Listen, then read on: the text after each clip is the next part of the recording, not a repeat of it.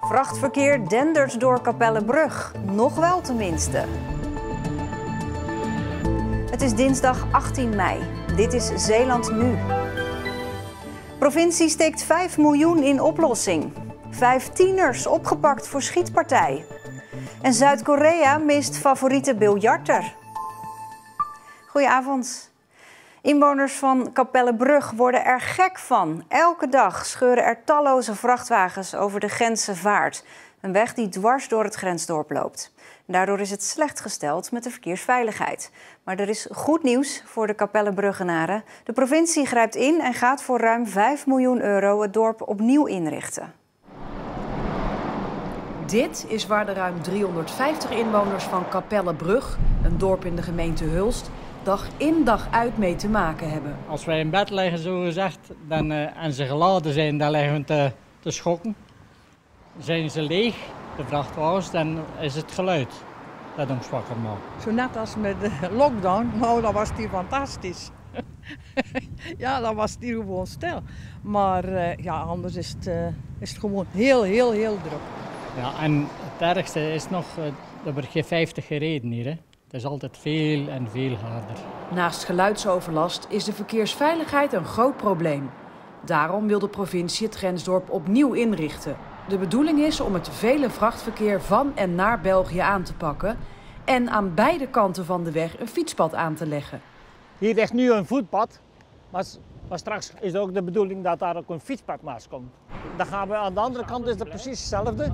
Dus als de mensen van de Roskamstraat straks naar de Plus willen, dan kunnen ze daar gewoon ook veilig. Dan moeten ze niet tweemaal oversteken. Daarnaast moet de snelheid verminderd worden door 3 extra verhoogde gedeelten. Een soort obstakels in de middenberm. En er komt een rotonde bij. Door deze ingreep denk ik dat dat een stuk beter wordt. Vrachtverkeer is mij altijd verteld, die hebben een hekel aan rotondes. En als je rotondes neerlegt, ja, dan gaan ze kijken of dat op een andere manier kan. Zal het verbeteren of gaat het nog verslechteren? Ik heb er eigenlijk weinig vertrouwen in.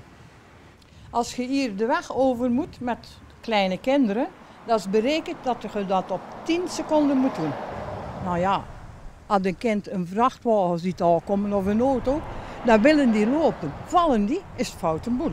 Ja, dat is echt eng. Voor chauffeurs lijkt de keuze snel gemaakt om toch de Gentse Vaart te pakken. Pendelen zij via het Belgische Zelzaten tussen Antwerpen en Terneuzen, dan rijden ze om en betalen ze tol. Als ik een keer of 3 ritten doe, zeg maar, van Kloosterzand naar Antwerpen, dan ben ik een euro of 12, 13 kwijt per dag. Dus dat tikt wel aan?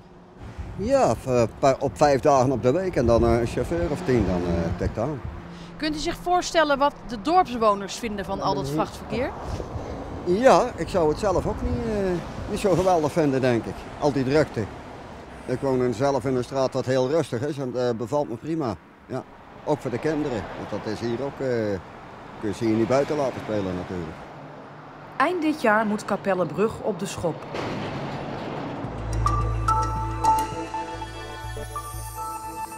Vijf tieners zijn opgepakt voor de schietpartij van gistermiddag in Oost-Soeburg. 2 jongens van 15 en 1 van 16 kon de politie gelijk arresteren bij de woning in de Ipestraat waar de schietpartij plaatsvond. Later op de avond is nog een 17-jarige jongen opgepakt. En ook het slachtoffer is aangehouden nadat hij in het ziekenhuis is behandeld. Ook dat is een jonge jongen. Het 5-tal is vandaag verhoord. Over de aanleiding van de schietpartij is nog niets bekendgemaakt.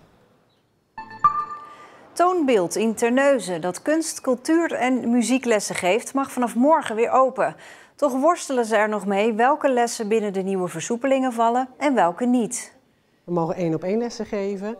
Wat ook mag is dat er 15 duo's in een ruimte aanwezig mogen zijn voor les. Dat mensen mogen repeteren in groepjes tot een maximum van 30.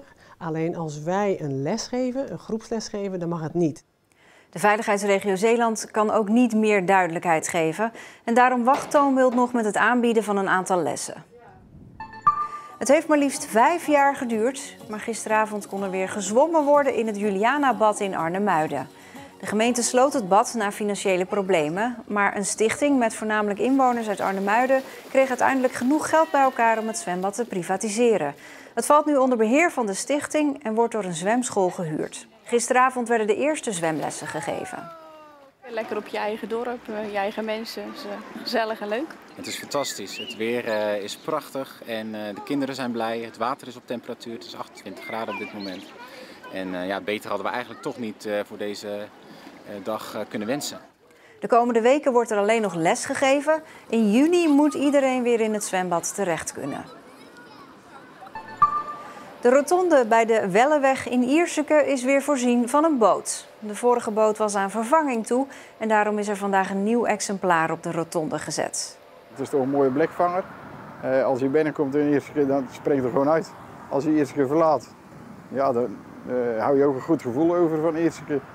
Er moest en zou een nieuw bootje komen.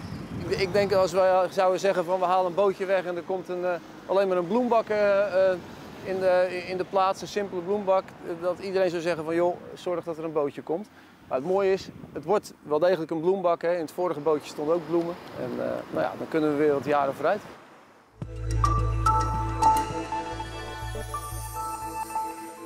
Slecht nieuws voor Zuid-Koreaanse biljartliefhebbers. Want Jean-Paul de Bruin zien ze komend seizoen niet achter de biljarttafel staan. De driebander uit Hulst is ontzettend populair in Zuid-Korea, maar blijft vanwege corona voorlopig in Zeeland. Hallo. Het is een zeer populaire sport. Het is de tweede tv-sport van Korea. 24 uur op een dag is het op tv. Dus dat geeft eigenlijk al aan hoe populair dat het is. En je wordt er echt als professional geleefd. Voor de beste Zeeuwse biljarter ging 2 jaar geleden een droom in vervulling toen hij zich aansloot bij de Professional Billiards Association. Jean-Paul de Bruin, alias The King, groeide in Zuid-Korea al gauw uit tot een publiekslieveling. Je loopt op straat en ineens stopt er een taxichauffeur. En die herkent je van tv. En die zegt, ja, maar ik wil je naar je hotel brengen. Ja, meneer, over een paar 100 meter is mijn hotel al. Ja, dan wil hij toch dat je instapt. De biljartgekke Koreanen moeten voor komend seizoen op zoek naar een ander idool. Want de Bruin ziet vanwege corona namelijk af van deelname. Dat vinden ze echt jammer. Ze betreuren het. Maar gelukkig zijn ze wel respectvol ook naar mij toe. Dat ze zeggen, ja, oké, we snappen jouw situatie. En jouw besluit dat je in ieder geval dit seizoen niet deelneemt in de PBA. En dus blijft de Bruin voorlopig in Hulst, waar het voor hem allemaal begon. Achter een biljarttafel zal hij in elk geval nog vaak staan. Ja, ik speel al jarenlang Nederlandse competitie in Sluiskil.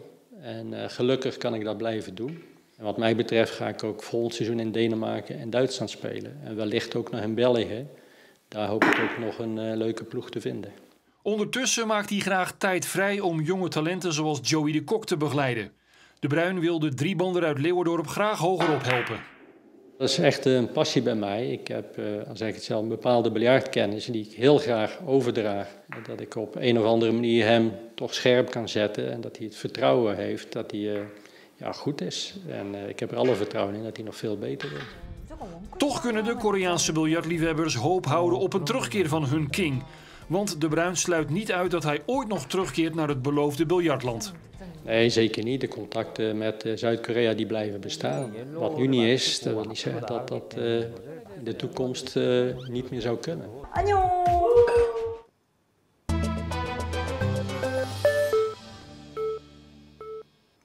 Nadat haar dochter corona kreeg en daar nadien lang last van bleef houden, begon Simone Bijkerk uit Tolen een Facebookgroep. Speciaal voor jonge ex-coronapatiënten. En daar bleek animo voor te zijn. Meer dan 300 leden telt de groep nu. Allemaal jongeren die kampen met de naweeën van corona. Echt extreme vermoeidheid. Ik kan soms een dag niet volhouden omdat ik dan aan het eind van de dag gewoon instort. Of soms halverwege de dag al. Ik kan nu een uurtje lukt ongeveer om met iemand te praten of even sociaal te doen. Maar daarna moet ik weer echt even rusten. Ik heb ook soms een brok in mijn keel. Dan voelt het gewoon alsof mijn luchtpijp een beetje dichtgetrokken wordt. En ik echt met moeite adem kan halen. Hartkloppingen, pijn op de borst, pijn in mijn ribben. Concentratieproblemen, overprikkelbaarheid. Senna Bijkerk uit Tolenstad en Emma de Graaf uit het Brabantse De Heen noemen zich coronavriendinnen. Ze hebben allebei oktober vorig jaar COVID-19 gehad en nu maanden later nog steeds klachten. Ze zijn 17 jaar en dood, maar dan ook doodmoe. Ik zou eigenlijk dit jaar ook VWO-examen doen. En dat kon dus toen ook niet meer. En ik heb wel heel lang geprobeerd om nog bijvoorbeeld een paar vakken te doen dan alleen Nederlands of Engels. Maar ook dat heb ik toen moeten laten varen en dat was wel heel moeilijk. Ja. En ik kijk dan heel erg op tegen mijn volgende periode. Omdat ik moeite heb om al een uur concentreren achter mijn laptop. Laat staan als ik een hele periode elke dag van 's ochtends tot 's middags achter mijn laptop moet zitten, lessen moet volgen en mijn huiswerk moet maken. Dus daar loop ik wel een beetje tegenaan. De meiden hebben elkaar ontmoet via een speciale Facebookgroep die de moeder van Senna heeft opgericht. Alleen voor 15 tot 25-jarigen die klachten houden na besmet te zijn geweest. Er bestaat al een grote Facebookgroep met 20.000 ex-coronapatiënten. Maar daar voelde Senna zich niet echt thuis. Senna die vond die grote groep iets too much. Allemaal oude mensen. Ze is 17 jaar en ze miste vooral erkenning onder de eigen leeftijdsgroep. En zodoende hebben we na een week of zo besloten om een groep speciaal voor jongeren op te richten. De groep bestaat nu uit ruim 300 jongeren uit het hele land. Het gaat vooral om ervaringen uitwisselen en erkenning zoeken bij elkaar. Want als je het niet meemaakt, is het lastig om het echt te begrijpen. Mijn vriendinnen begrijpen het dan misschien niet, maar het is wel dat ze me steunen en me helpen. En altijd als ik iets te vertellen heb, dat ze goed luisteren en me wel willen helpen. Alleen soms merk ik aan ze dat het natuurlijk lastig is om te begrijpen als je het zelf niet ervaart. Dan het valt wel mee. Idee krijg je dan. In het ziekenhuis bijvoorbeeld, of bij de huisarts is er ook gewoon nog steeds heel veel over onbekend. En dat maakt het ook zo lastig om die erkenning en zo te krijgen. Ja. Veel is er inderdaad nog niet bekend, ook niet hoeveel jongeren als Senna en Emma klachten houden. Senna puzzelt nu op advies van haar ergotherapeut als afleiding. Beide meiden zijn aan het revalideren. Dat gaat met 2 stappen vooruit en soms ook weer 2 terug. Vergeet deze groep niet, zegt moeder Simone. Wij zouden heel graag zien dat er vanuit de zorg meer aandacht komt, meer onderzoek komt. Een revalidatietraject voor iemand van 70, dat zal ongetwijfeld heel anders uit moeten zien als een meisje van 17. Dus ja, daar moet gewoon naar gekeken worden. Het was zonnig vandaag, vooral in de kustgebieden. Landinwaarts waren er ook wat stapelwolken. Het werd een graad of 15, al met al goed toeven in het zonnetje. Morgen is dat anders. Het wordt bewolkt met af en toe een regen- of onweersbui. In de loop van de middag klaart het waarschijnlijk weer wat op. En met het weer zijn we aan het einde van deze Zeeland Nu. Ik wens u een hele fijne avond.